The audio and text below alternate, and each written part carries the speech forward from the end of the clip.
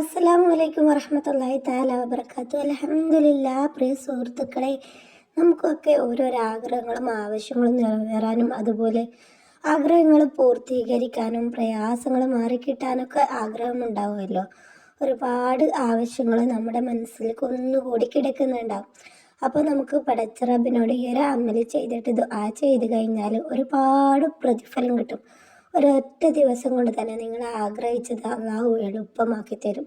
ഉറപ്പാണ്. നിങ്ങൾക്കിത് വിശ്വസിച്ച് കൊണ്ട് ചെയ്യാം.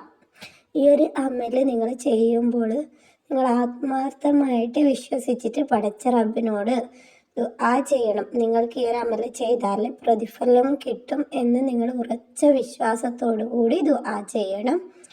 അതുപോലെ നിങ്ങൾ ധാരാളം ഇസ്തിഗ്ഫാർ ചൊല്ലണം. ഇസ്തിഗ്ഫാർ ചൊല്ലിയിട്ട് നമ്മളൊരാവശ്യം ചോദിക്കുന്നതിൻ്റെ മുന്നേ നമ്മുടെ പാപങ്ങൾ പുറത്തു തരാൻ വേണ്ടി ദുആ ചെയ്യണം. നമ്മൾ ചെയ്തു പോയ എന്തെങ്കിലും പാപങ്ങൾ കാരണം നമ്മുടെ ദുആ സ്വീകരിക്കാതെ തട്ടിക്കളഞ്ഞു പോയാലോ എന്ന് കരുതിയിട്ട് ധാരാളം ഇസ്തിഗ്ഫാർ നിങ്ങൾ അധികരിപ്പിക്കണം. ഒറ്റ ദിവസം ചൊല്ലിയാൽ നിങ്ങൾക്ക് ആഗ്രഹം നിറവേറാൻ കഴിയും, ആവശ്യം പൂർത്തീകരിക്കാൻ കഴിയും എന്ന് പറയുമ്പോൾ നിങ്ങൾക്ക് സംശയം തോന്നിയേക്കാം. എങ്കിൽ ഒരുപാട് പേർക്ക് ഫലം കിട്ടിയിട്ടുണ്ട്.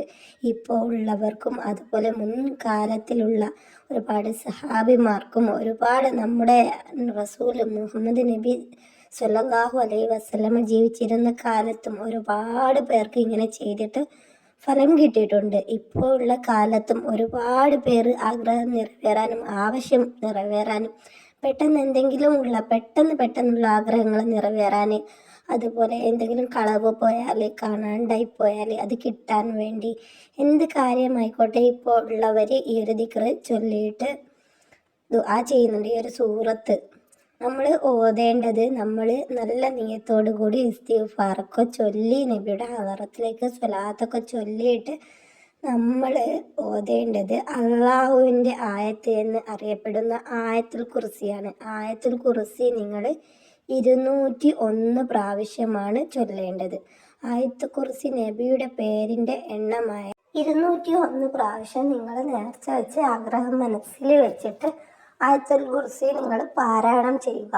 നമുക്ക് എന്താഗ്രഹം നിറവേറാനും ഭൗതികമായിട്ടും പാരത്രികമായിട്ടുമുള്ള ആവശ്യങ്ങൾ നിറവേറാൻ ഇങ്ങനെ ആയത്തുൽ കുർസി ഓതുക. എന്നിട്ട് ശേഷം നിങ്ങൾ ആദ്യം ചൊല്ലിയതുപോലെ സ്വലാത്ത് ചൊല്ലിയിട്ട് പടച്ച റബ്ബിനോട് നിങ്ങൾ ആത്മാർത്ഥമായിട്ട് ദുആ ചെയ്യുക. അല്ലാഹ്, എൻ്റെ ഈ ആയത്ത്, ഞാൻ ഓതിയ ഈ ആയത്തുകളിൽ എന്തെങ്കിലും തെറ്റുണ്ടെങ്കിൽ നീ പുറത്തു തരണേ, എൻ്റെ ഈ ആയത്തുകൾ സ്വീകരിക്കണേ എന്ന് ദുആ ചെയ്തിട്ട് ഈ ഒരു ആയത്തിൻ്റെ ബർക്കത്ത് കൊണ്ട് എൻ്റെ ആഗ്രഹം നീ നിറവേറ്റി തരണേ എന്ന് അള്ളാഹുവിനോട് പറയുക. അള്ളാഹുവിന് വേണ്ടി ഓതിയതായിട്ട് നിങ്ങൾ അള്ളാഹുവിനോട് ദുആ ചെയ്യുക.